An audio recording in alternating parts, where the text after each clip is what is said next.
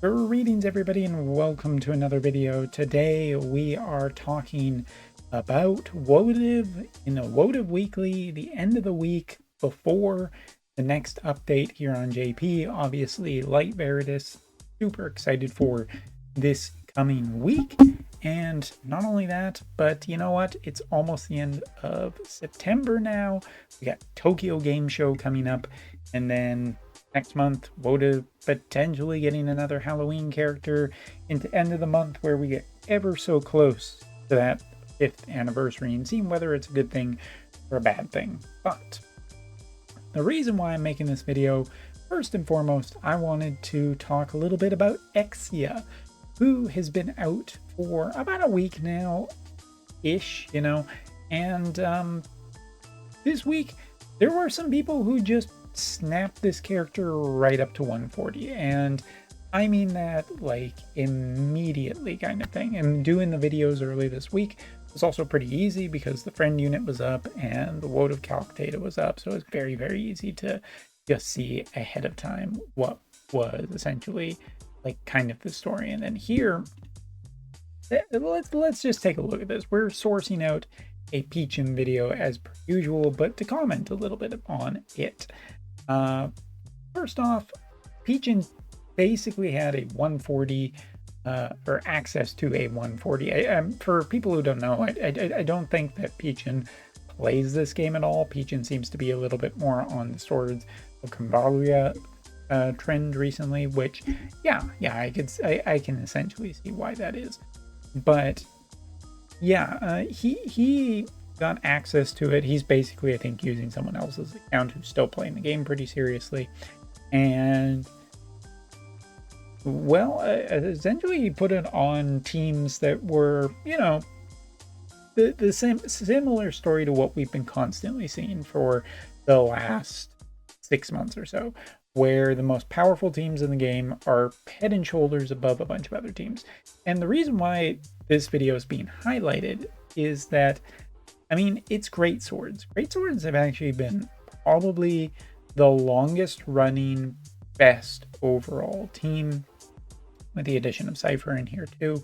But like, for example, like if you were to look at this matchup, it is a magically based party that Exia is in, which is essentially what she wants to be. But against a couple of key characters, Cypher, who is insanely good at, reducing healing power on characters, and Cloud as well, who is just one of the most anti-magic characters in the game, who again has just been like, the more mages that appear in the meta, the stronger he has been. Looking at his performance has been just really good. But here we can kind of see that Exia, who is a mage, is quite powering up this team incredibly successfully, I would say, against a character that should be better here but isn't. And this might be one of the telltale signs that Cloud is already showing his age, and Sephiroth potentially too. This might be the moment where that is just essentially true. But also I would like to highlight that if you look at just how good the other team here, really strong. This also another very good team composition. Kraken, who has been really long-term powerful since she has come to the game. She is just in constant meta-defining teams. As a matter of fact, I even want to highlight this a little bit and talk about an experience I had yesterday, where recently I've changed guilds. Our Mayhem guild got so small on JP that we basically took a vote and said, all right, we're going to dump this guild and we're going to join up with another mostly English guild so that we could kind of relive a little bit of the heydays. What's the word? Storefall? No, that's not it. Skyfall? No, that's not it. But basically prolong the dying out of the game for us. And so in this new guild, we're in a new limited guild event right now. It's not particularly that special, but yesterday we went up against the 4th best guild in the entire game. That's right. on the JP side, we were up against the 4th best team ever. And those teams have it down to just such a science on JP, where it is the same comp because it's just so damn good. And yeah, it is looking essentially like this one on the bottom here. And except for a few, which were starting to already change towards 140 Exias. But it was funny just because like we essentially got nothing. we literally, our teams couldn't even get a single attack in on these other opponent teams. And that's just the power level difference. Whereas tonight, it doesn't even matter. It's a vacation night because the other guild only has 12 people in it. And they're all just basic teams. Like, that's just the power swing from the top to bottom in this game of just how vastly unfair it can be. But I'm digressing a lot. If we just take a look at the two teams that Peachin has sampled at the beginning of this video, they are incredibly recent, incredibly powerful, and incredibly competent teams for being able to get a lot of stuff done, cast status effects, and all of that.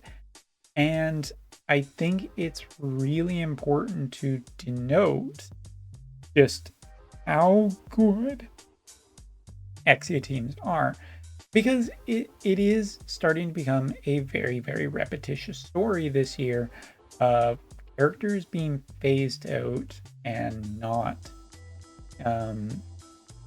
quicker than what it feels like usually. And I do hope that this is kind of going to end sooner rather than later.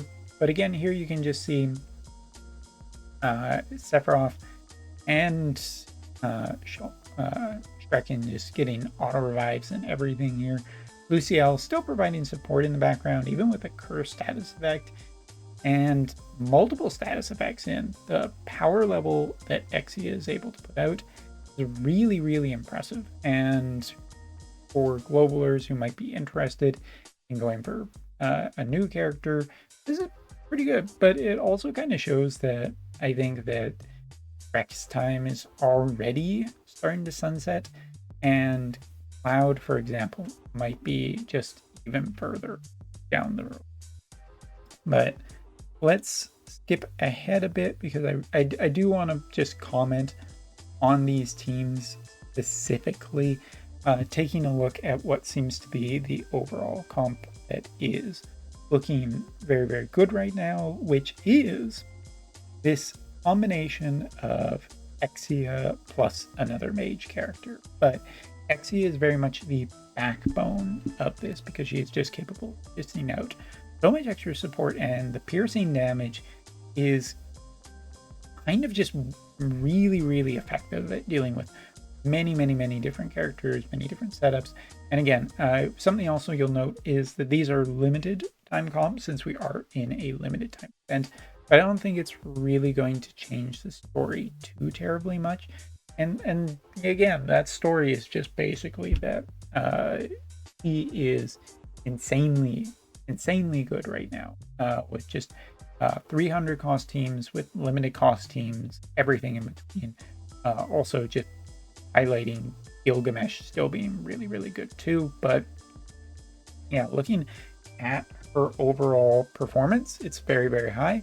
And her teams are just pushing out and pushing down a lot of other teams. And yeah, even if this wasn't limited time stuff, I think she would still be quite and very, very successful. So yeah, Exia I think is probably the one that we are going to be talking about in the future. If I had to guess, I'd say that her and Gilgamesh is probably a little bit stronger, because it kind of just gets rid of Shrekens in the first place. So if you can do that, you're probably pretty good. The other thing here is just more recent, incredibly strong healers as well, to top off your healing and survivability potential. And yeah, it's working really, really good. So yeah, Exia definitely top tier character. As a matter of fact, I guess the Wotv Weekly this week is mostly about this as I switch screen. I'm bright. taking a look at the other websites out there, they're not rating her incredibly high. Like, they've rated her in that upper echelon, but not in the broken echelon. I don't know if that's super fair, because I think that she's performing well enough to be up there with AC Sephiroth. So I even think that she should probably be pushing AC Sephiroth or AC Cloud out of the highest tier and potentially lower. But yeah, there hasn't been really too much also that has changed in terms of top PvP teams. And that could just be because, like, again, cost limited event, no one's really able to test out full cost team too much yet. But I would expect that Exia will be in those teams from now on. And the question about how relevant she'll be in the future, I don't know. October is coming up really quickly, and we'll see another 100 cost story character, more than likely, because that has been the trend, probably going into the 15th to be our Halloween character. And then for people who are curious, I mean, it lines up incredibly well. The Dark Veritas will be the last one, which will be in the 5th anniversary. And I'll be curious to see what way they go with that character, whether they are going to finish him off as being a story character such as Wind Veritas, or whether they'll push him up into Gacha, which I don't think is too terribly likely. I think it would be such a bunch of bad will, even though they could make that character insane wrong. It would also potentially devalue the other character. But, you know, like, last thing I do want to talk about in this video is just that recently I did a video talking about what's the worst thing that could come from 5th anniversary. Some people saw that as being very negative. Look, I'm always going to be critical of the game and the path that it is taking. I don't think that we should live in a sunshine world where everything's always perfect, because it isn't. We should be looking out for consumer rights as well as health of the game, and taking care of ourselves, because it's a business on the other side. They really don't care about us that much, past us spending more and more money. So yeah, but in terms of positivity, like, I haven't had too personally great of the last few months in this game, from pity hitting and whatnot, so my goodwill towards this game is actually quite low at the moment. And yeah, I sucks that that's what's projected, but it is what it is, and I won't sugarcoat it. Anyway, so that's it for this week. Exia, pretty cool. Just pretty brutal start to our limited time guild event. And yeah, well, while it would be nice to be incredibly positive all the time and think that 5th anniversary is just going to be the most glorious thing ever, I don't know. It feels like that isn't the trend of where we are going. But we'll see. We will see. I will always keep an open mind towards it being better. Thanks so much for watching. See you later.